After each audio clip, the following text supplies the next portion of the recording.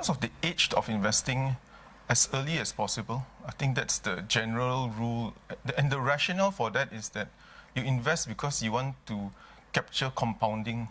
But of course, the downside of compounding is that when you go into a negative position, then the compounding goes the other way. So it's important to start off early and to start off conservatively. If you are not financially stable, paycheck to paycheck, you have very few options. You can't stop working and go study something. You can't change jobs for something that pays less because it makes more sense for you. You can't go and do a give-back job, big working for charity.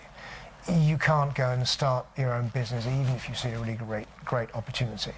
And it's kind of stressful because something bad happens.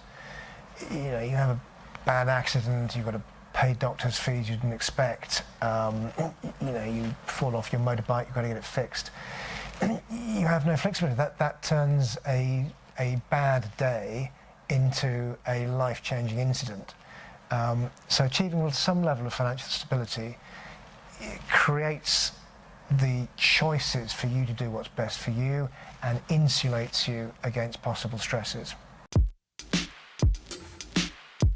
Financial literacy is extremely important in current environment, especially when information flows more freely.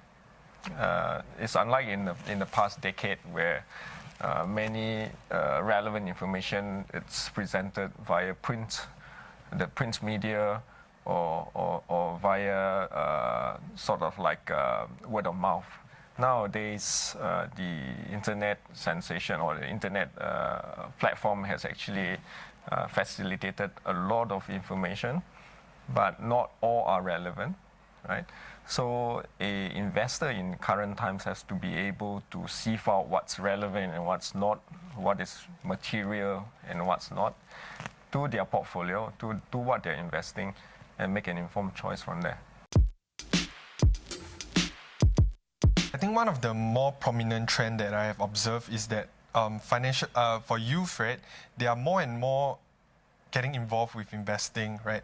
Like in the past, we don't really see youth investing, but right now, right, all the resources are quite a bit of resources are actually targeted at the youth. So, for example, the brokerage houses, they are all coming out with their youth program, and they encourage you opening a brokerage account at a young age.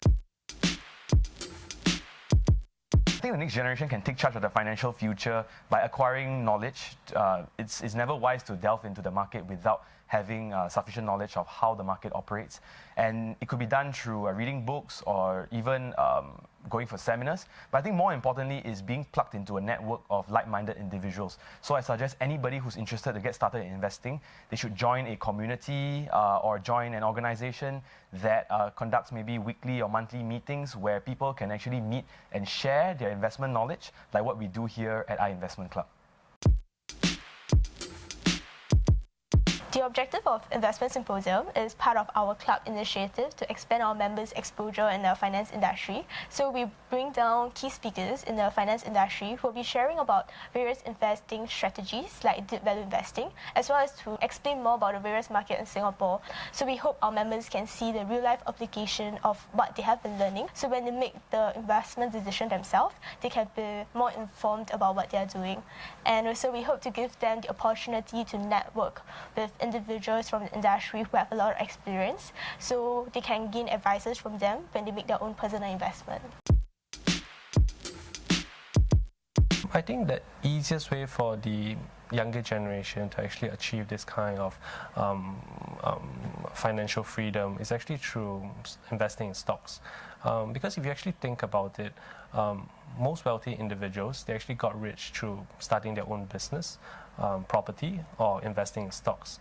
And For property and starting your own business, it's actually more difficult than what it seems to be, because I mean, how many of us actually have such a great idea to actually become business owners, and to actually invest in the first property, you actually need huge capital outlay.